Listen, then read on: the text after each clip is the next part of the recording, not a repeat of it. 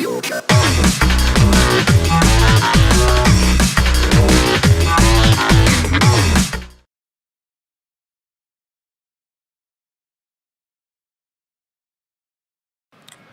you guys hear me? Okay, cool. My name is Tim Donks, and I'm currently a technical designer at Deep Silver Dambuster, where I actually don't work with the Unreal Engine, but I like using it in my spare time. It can make pretty pictures, but today I guess I'll just go over some of the basics and get everyone started with this, because sometime last year Epic made this available for everyone for a subscription, and then earlier, well, a couple of weeks ago, GDC they announced that it's now available for free, so you can just download it and get access to the entire source code and start making games. And this combined with the fact that Microsoft made Visual Studio available for everyone as well is an excellent combination and allows people to make nice stuff. So the thing I was just showing looks very complex, but while it is shiny and it looks good, it's basically just playing a couple of animations and switching cameras in front of it, so it's not super interesting because it's just to show off what it can render. So instead, let's go make something.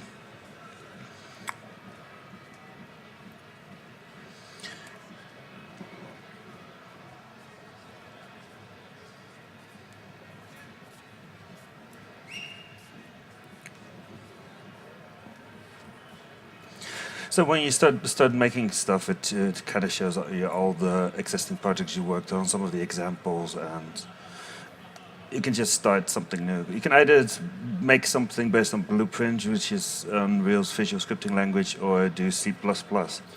The fact if you pick C++ doesn't mean you can't use Blueprint in your project as well, because I think Blueprint is a very excellent way to quickly prototype something. But for this, we can just make a quick prototype in Blueprint.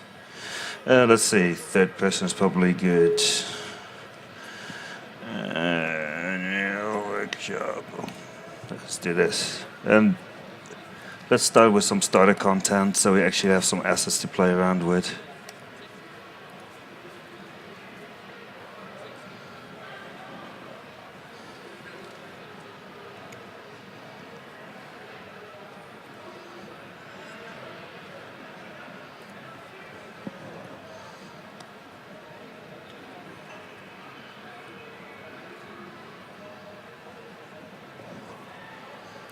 So here we go. Basically, when you click one of the starter projects, you already have something to show out. This is a small level, and we have a character here.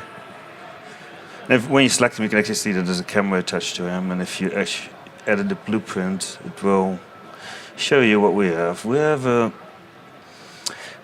third-person character. He has a mesh, and he has an arrow showing, so we actually know what the front is, and he has some collision and a camera, and this camera follows him.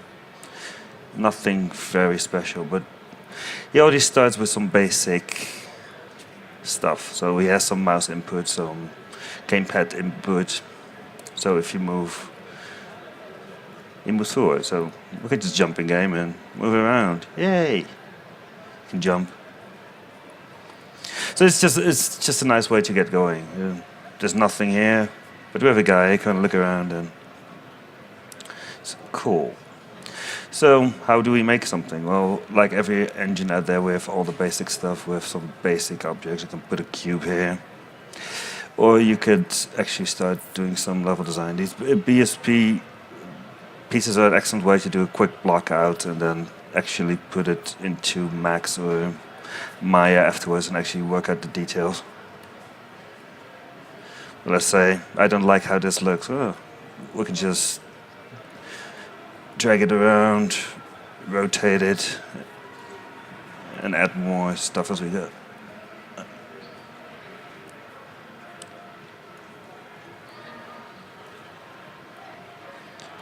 Yeah, the ramp is slightly longer. So, as I said, everything of this is basically a blueprint. You can find these in the content browser here. We have some characters, animations. These are just the basic things like how the character should behave, a skeleton, what are the poses, and which animations do they have. And it just comes pre-configured, so you can just start making something with these. As that is our character. But having an empty level isn't that interesting. Let's make something. So, for example, this character could... what do I have in our starter content? We have some lights. Let's get a light in there.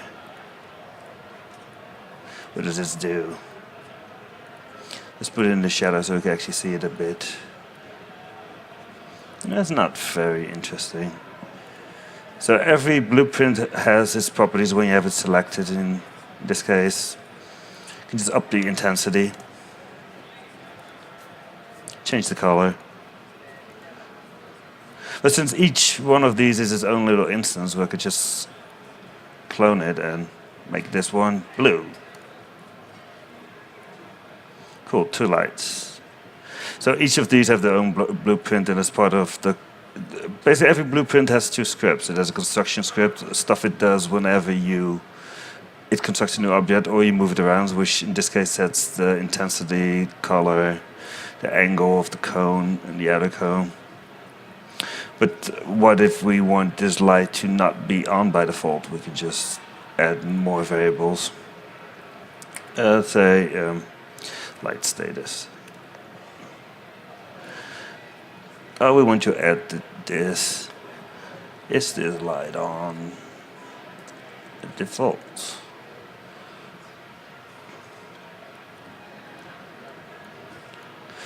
And you can just drag in anything and you can get all these variables, and all this stuff is contextual.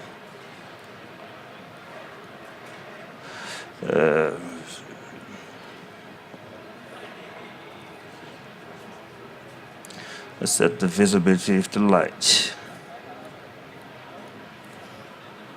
Compile the script. Let's go back to what we just did. With the light status, it goes on and off. But like I said, this one to be on by default, and this one is still off by default. But they both get all the new properties that I just added. And we could just keep extending this from here. But basically, whenever I read something in the forums, most people that get started with these things start by saying, oh, I want to make an MMO. Yes, let's start by making the most complex thing you can ever make and start making that. Now, instead, why not just mess around with some simple stuff first, so you actually have an idea of what you're doing? If I want to be a sculptor, I don't start by making something the size of Mount Rushmore. I start by making something small and see if actually work on my skills instead of make something super complex. In the viewport here, you can find all the properties of this specific light. So it's just a light, and it is the mesh. Let's make this more interactive. For example, if we walk into the radius, maybe then the light should go on instead. So let's say we have a sphere. Probably not the right one.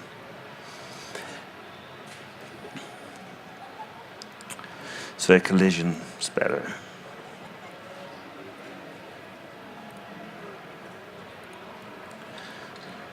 It's a bit small. That's fine, I'll edit it in here.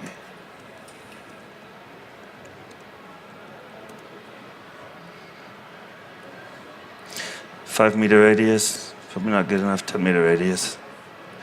So what we want to do is, if something walks into this area, it should respawn to it. So we want to change the default collision properties and probably only behave to when a pawn comes into range. And then we could just say, on begin overlap, what do we want to do? We want to set the visibility of the point light.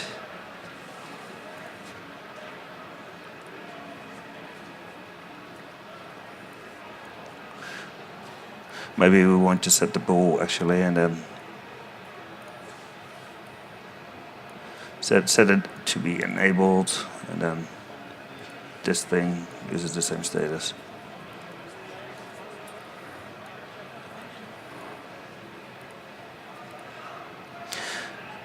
This jumping game, you see what that does. Oh, now it goes on. Of course, it doesn't do anything when I leave, but this is. It's just using the other event at this point.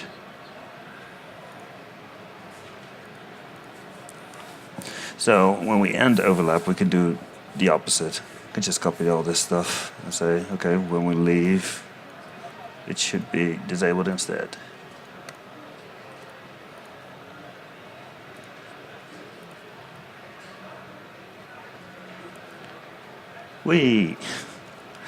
And it's very easy to just keep adding this stuff and even debugging, because if I'm not sure what I'm doing and you want to know what's happening, you can just add a breakpoint anywhere. And so now as soon as I pop into the light,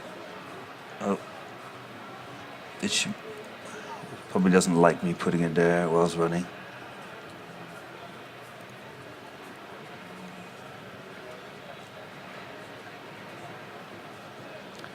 It doesn't like my breakpoints, that's weird. Oh well, but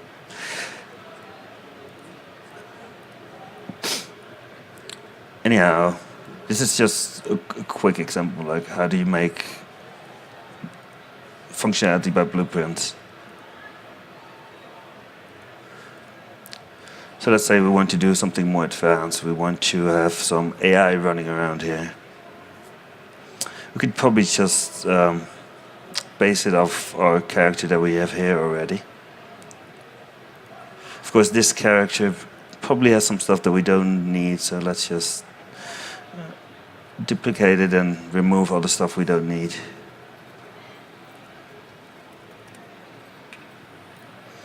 So we have a little AI character. Because he also has a camera. AI doesn't need a camera.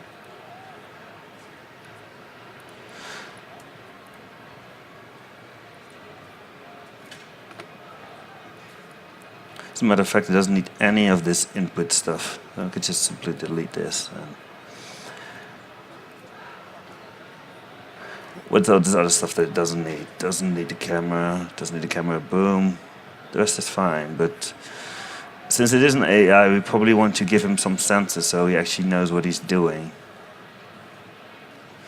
So we could actually, let's give him some sensors.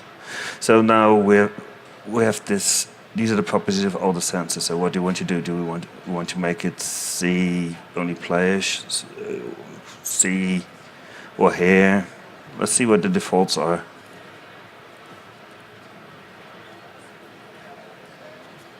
So when I started with Unreal, this function actually didn't exist. So basically all I had to do was play around with some numbers. So basically I had this and I had some numbers to play with, but then I was like, okay, I can just probably add it to the engine since it's open source anyway. And I just made this thing to visualize the whole thing. And it looks like they're kind of weird right now. His sight, which is the green one, is very wide, and his hearing is really wide as well. So let's get the default values into some sane values. So let's see. Let's make the angle about 45 degrees, so it's 45 degrees to either side. 50-meter radius is a bit far. Let's make it like, oh, that's even worse. 80 meters, 40 meters. The line of sight hearing is a different variation of regular hearing. You just specifically have to be in line of sight, as it says. I haven't really found a use for it, as it doesn't really convey well to the player if something hears you through a wall and suddenly comes running around the wall.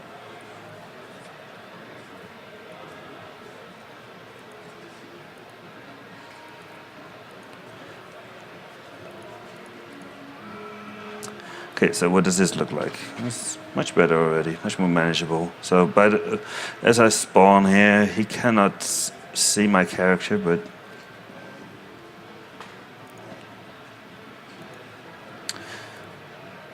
modifying the wrong character.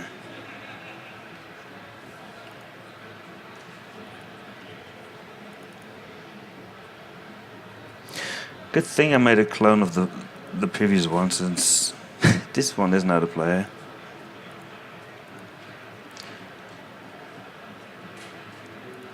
Fine, this will be player character.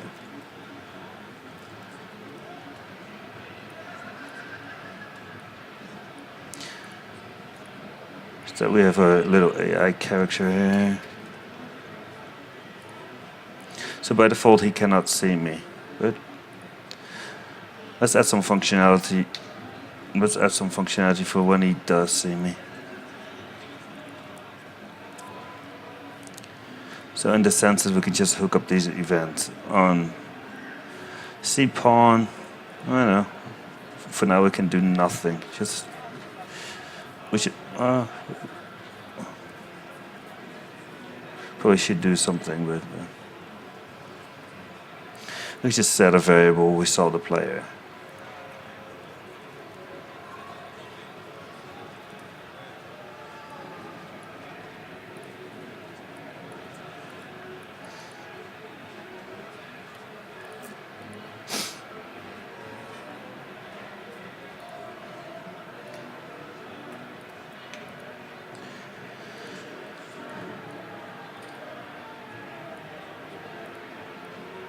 Now my entire character is borked.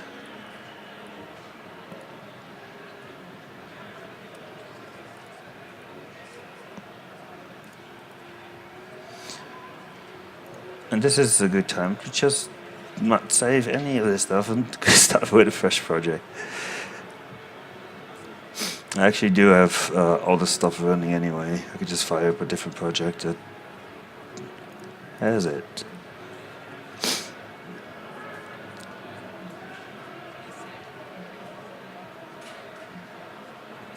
So if you're actually interested in playing around with Unreal, there's a huge market. Well, it's not as huge as the Unity one yet, but it's a nice way to get started. There's a lot of free assets from Epic that you can use in any project. Most of them are hidden in the learning resources. And any of these assets you can use on any of your projects. And it has some examples of stuff that is entirely made in blueprints.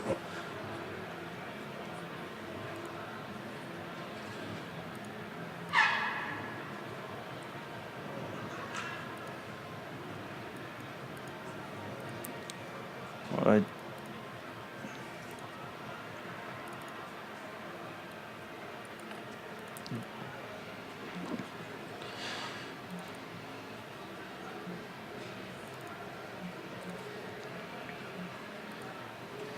So if you want to know, like, one of the best places to get started is the content examples that Epic gave with the engine, and so let's see what's going on here. So we have this thing that has its own senses. Except most of this is set up in code in this particular project. But so what happens with Pop in game? I'm standing behind him, he can't see me, but the moment he can actually see me, he starts following me, and nothing too special.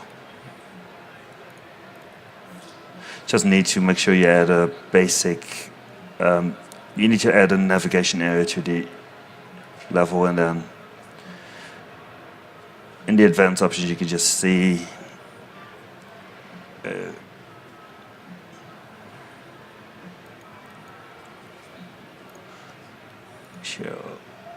navigation. So they can just run in this entire area, but if we want to add some obstacles, it will immediately update the navigation mesh. So we can add a box, make it a big box, and now we can't run in this area. So let's just add some obstacles around here that this stuff should navigate around.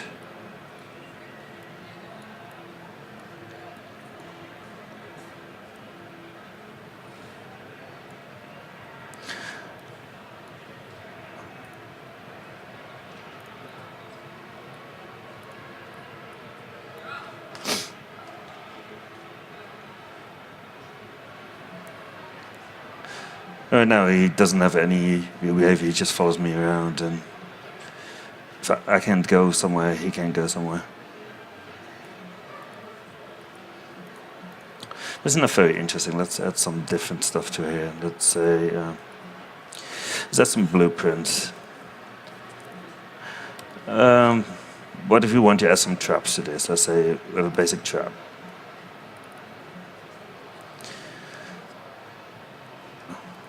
Need to make it visual to the player, possibly that is a trap. Let's say we have a cylinder. Let's make it something like a landmine or something.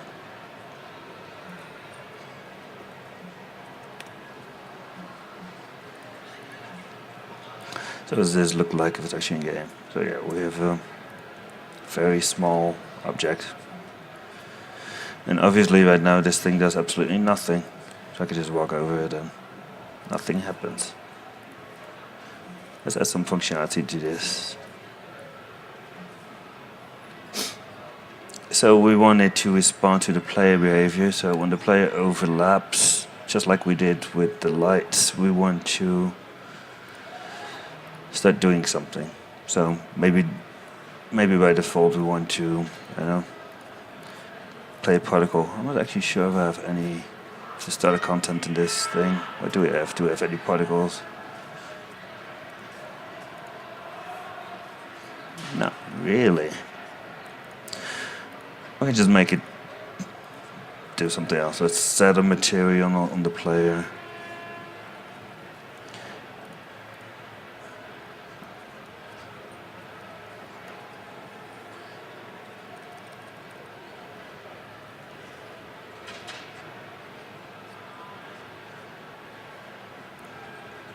Oh, since we don't know what the actor is, we need to actually cast it to a character first. So as a character, we have access to a bunch of things. Well, we could make it. Let's see, what shall we do? We could add some physics, make it behave.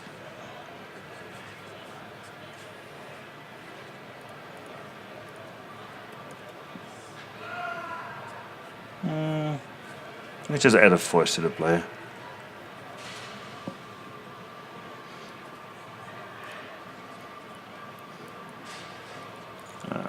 That's not fun. Oh, in this case we could also just damage the player because all of that stuff is set up in my project before. So do damage.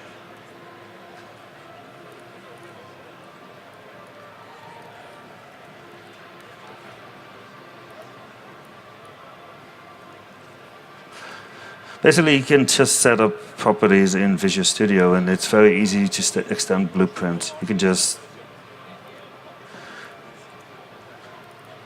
when you have the Visual Studio project, you can basically say, I want to expose this to Blueprint, and then it will be immediately available.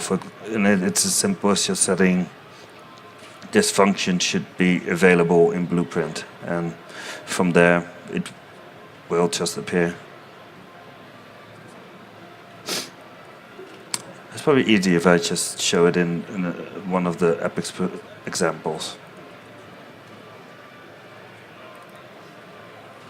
There's some really simple examples in here that can get you going with blueprints. But since they like to move stuff around occasionally with the new version, they renamed a lot of properties since the last time I touched a lot of these.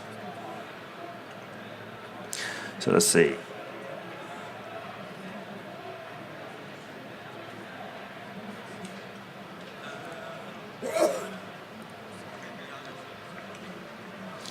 So for example,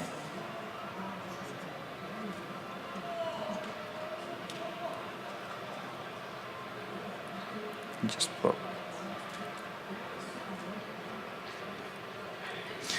So for example, these types of things just scatter depending on how you move them. It's whoa, holy motion blur.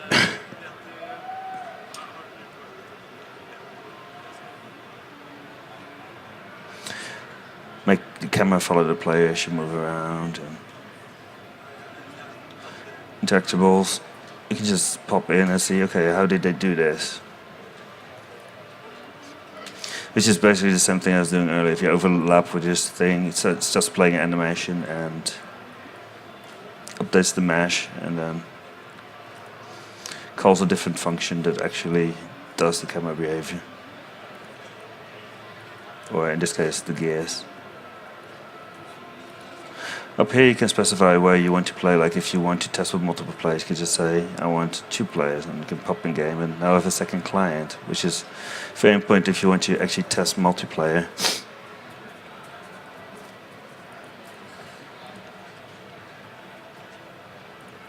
So let's just keep going from the starting point. Doors that open, and just very basic stuff that follows you around as you go.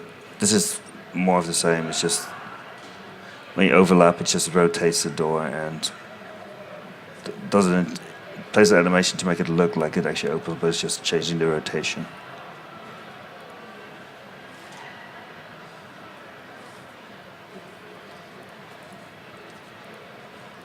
See if there's a different example.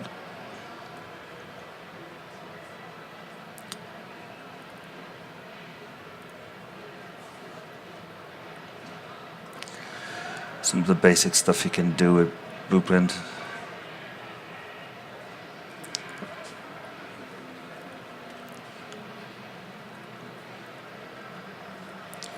Display how much time has elapsed in the game. It's obviously super easy to make. You can just see, okay, as I'm done, we'll play a sequence and spawn a particle, do some stuff.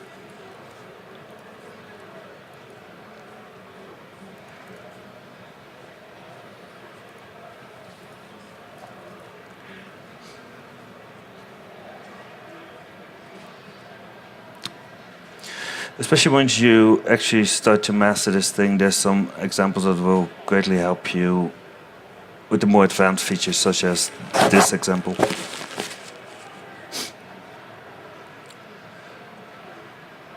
Do the more advanced math examples and what you can actually do with them. Like a lot of people that are getting into this are can't quite remember the trigonometry classes, and messing around with vectors is fun, but you can always read up on the subject in here and actually see what it does.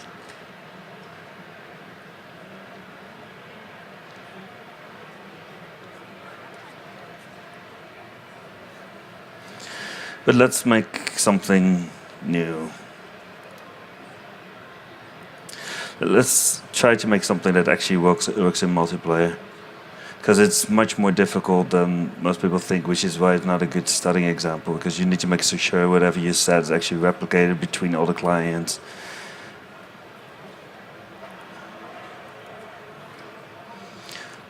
And let's just make a quick new project and say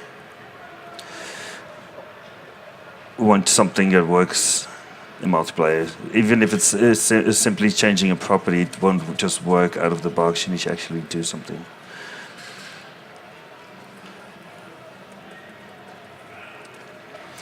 So let's make a multiplayer project.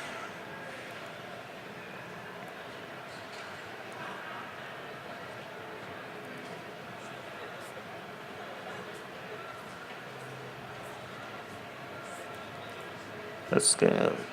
She's still loading. Dette en melding til alle deltakere. Vær vennlig og rydde litt rundt plassene og I midtgangene, sånn at det mulig for alle å ferdes. So by default we can just start as with 2 clients, and we will see each other, and even stuff like movement is somewhat replicated, but if we actually want to add stuff like abilities or something fancy, we actually have to make that work properly. Because if I want to, even some simple example I did earlier won't just work out of the box. You have to set up replication and make it work. So let's say,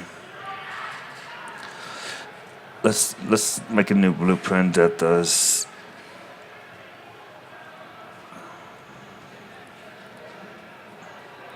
Let's make sure this doesn't cover the entire screen.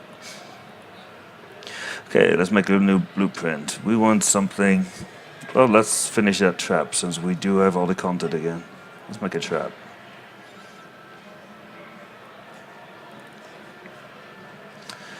We want this to be a cylinder. Make it small. Let's put it in game, see what it looks like. And it does stick it in the floor, but it doesn't really matter for this purpose. So when the player hits the trap,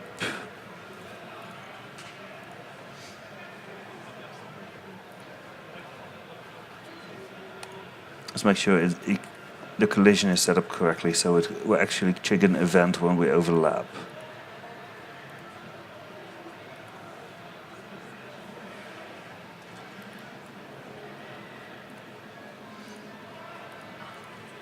So let's see what happens. So it hit our breakpoint because it knows when something overlaps. Great. Let's go back to one client for now. So when we overlap, we want to do something. We want to have actually have a component that we could actually use. This is a third-person character. So let's cast it as the correct type and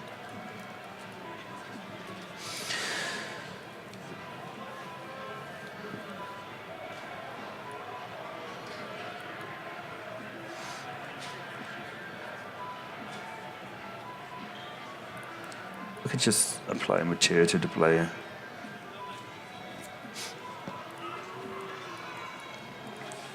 So we want to make him look like a floor. What happens when we jump in? It looks different now. Great. Let's keep going. The question is, does this even work in multiplayer? Does the other client get informed if the server walks over the thing? In this case, he does. But if we play particles, they shouldn't.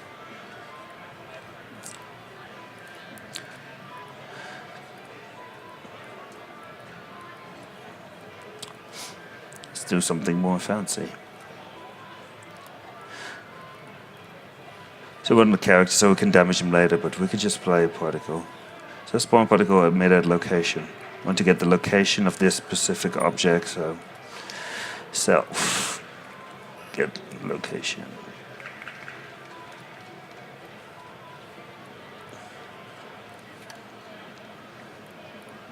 Compile this and see what it does.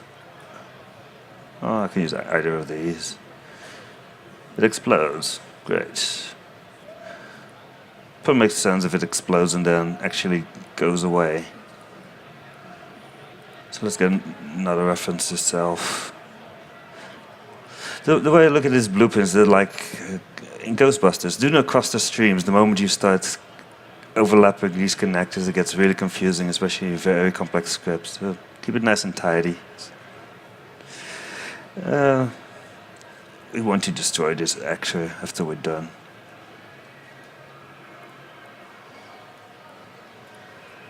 So in the debugger, we can just add a breakpoint and see exactly what happens. We could just follow the flow. Somebody steps on this thing, hits the breakpoint. It helps if I don't hit continue then.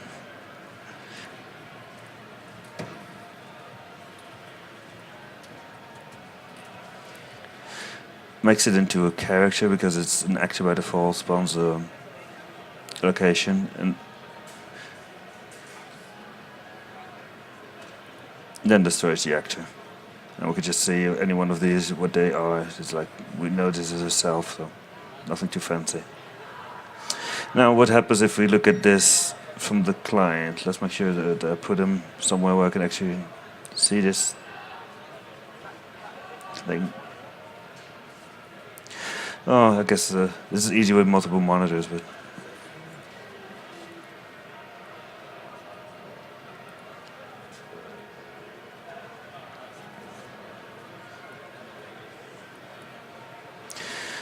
so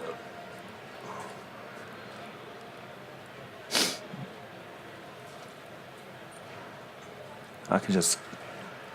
Well, this is the basis of it. I can just use an example where they actually go into more detail for this, so I don't have to create it from scratch.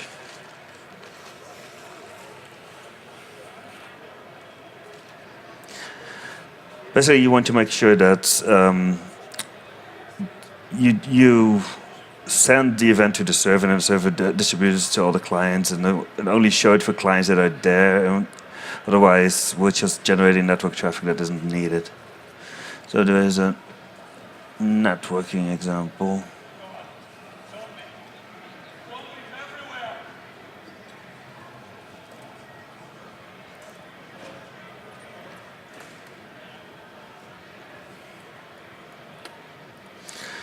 So this one is nice and easy. You can just immediately see which one is which. I have the server, I have the client. And some of this stuff is not the same. Like in this specific blueprint, we changed the material on the client just to show that it's nothing is properly replicated. But stuff like this traffic light is. Let's go to the more advanced stuff. So we have these treasure chests. If they're not set up to be replicated, I can walk over them, particle spawn, but this guy won't see anything. So these radiuses to indicate if you are in range for it to actually get replicated. So what happens if I go here on the server and the client is standing outside? He knows nothing about it. Suddenly you go in, still nothing happened because you missed it. Different solution is to do it and then update the client. And so the client is too far away, he doesn't get notified that this has changed. But the moment you come in, particle spawns, that's not good either. Because basically, we just tell the client, in this case, that stuff has changed. Open the chest and play the particle. But the whole opening and play the particle is no longer relevant. So what we should do is just say, oh, this thing is now open. And the last example just sets it up properly. So basically, we have an event that gets sent when you touch it, it sends an event to the server, which replicates the particle to anyone that's in range. And for the rest, it just says this: next time you see this object is open. Much easier that way. But setting this up and making sure everything is set up properly is much more difficult than just making a simple script. So why does everyone say, oh, I'm going to make a networking game? Networking stuff is hard.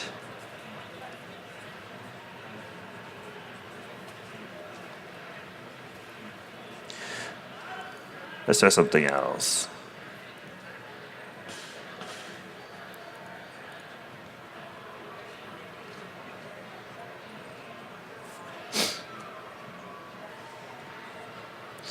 Unreals are also suited for making nice 2D games, and you can release it on pretty much any platform these days, from phones to all the next-gen consoles.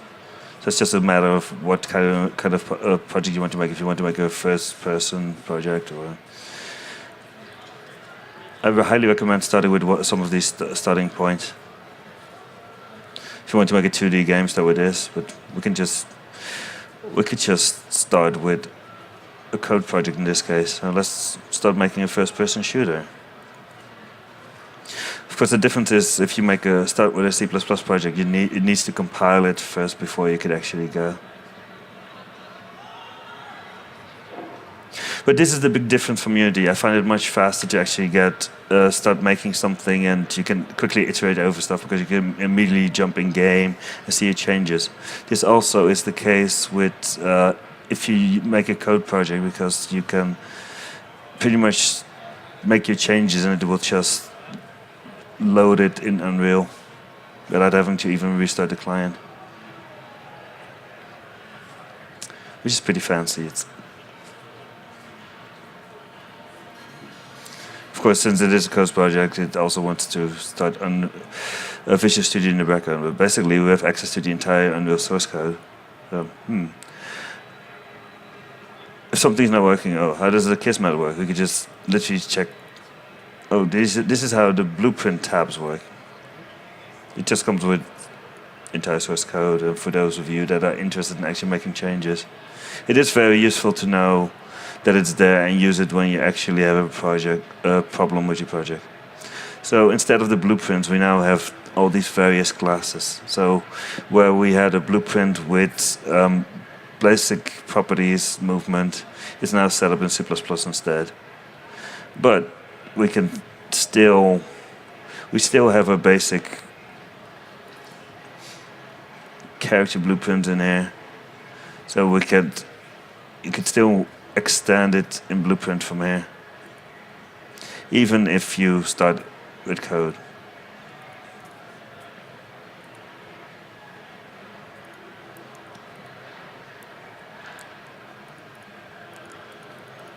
And it is physics. Everything gets better with physics.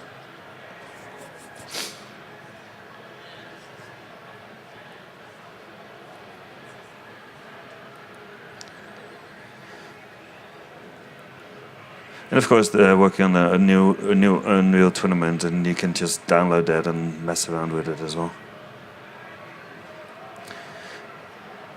Anyway, I guess this gives you guys a decent first impression of Unreal 4, what you can do with it, the fact that it's quite easy to actually make something real quick.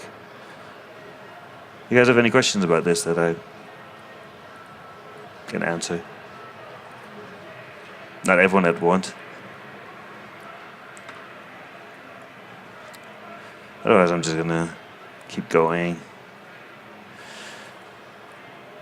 Yes. I'm sorry? A bit of cinematics. It's not really my cup of tea, but I could just open the other project again if you're interested. You can go back to Matinee.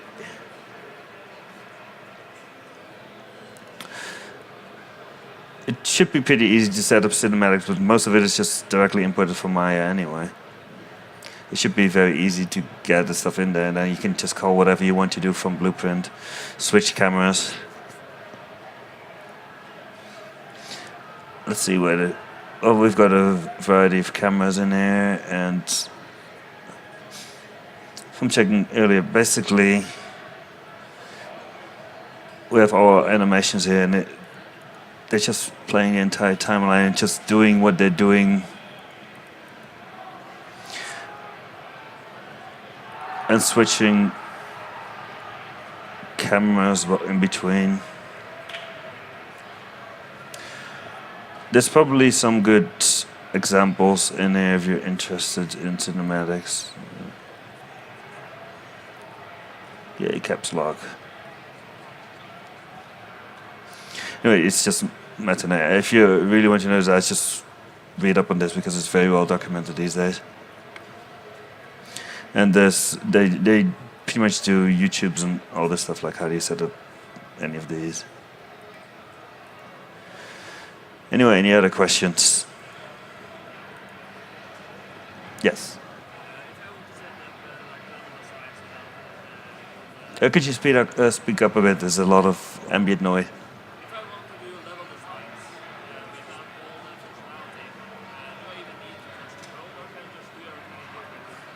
You can make entire game in Blueprint, which is why it's very good to get started with. I highly recommend that you pretty much prototype anything in Blueprint regardless. When I said people want to make very complex projects, it's the case. People want to start with something complex as an MMO, but what game designers really like is you want to fail. You want to fail often. Your project won't work. Just get going. Find all the problems, improve, and And in case for level design, you want to just get in there and start making some level layouts with BSPs and just go from there. The normal procedure for making level anyway is make a white box, and then that gets passed off to the artists, and they will make it better, pretty, and pass it back and forth until it's actually done. So just start placing out some stuff. Like, this didn't look like this when they started. They didn't just start making pretty textures. They just did a rough block out and went from there. But it's excellent to quickly do a block out and go from there. Anyone else? Not everyone at once. Let's see, I could just load up something else while we still have time. And while you guys think of more questions. But it's the same at my job. Basically, we want to prototype something quickly before we spend all these resources on it. So does this work? Well, you could either just make a version and see if it works. Is this as fun as you think it will be? And then go from there. And you can quickly make some base behavior in Blueprint and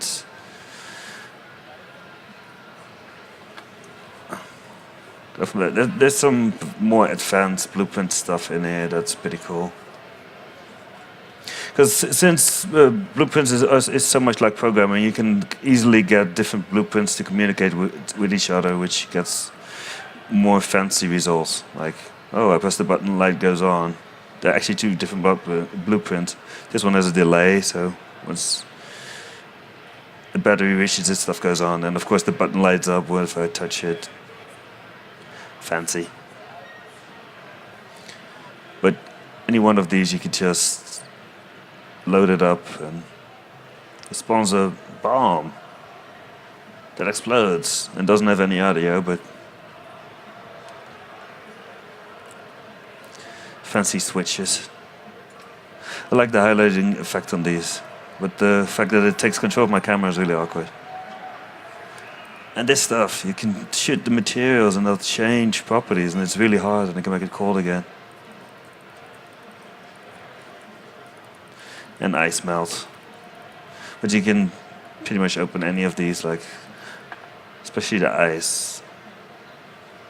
It's just all blueprints. This looks very fancy, but all it's really doing is just updating the materials.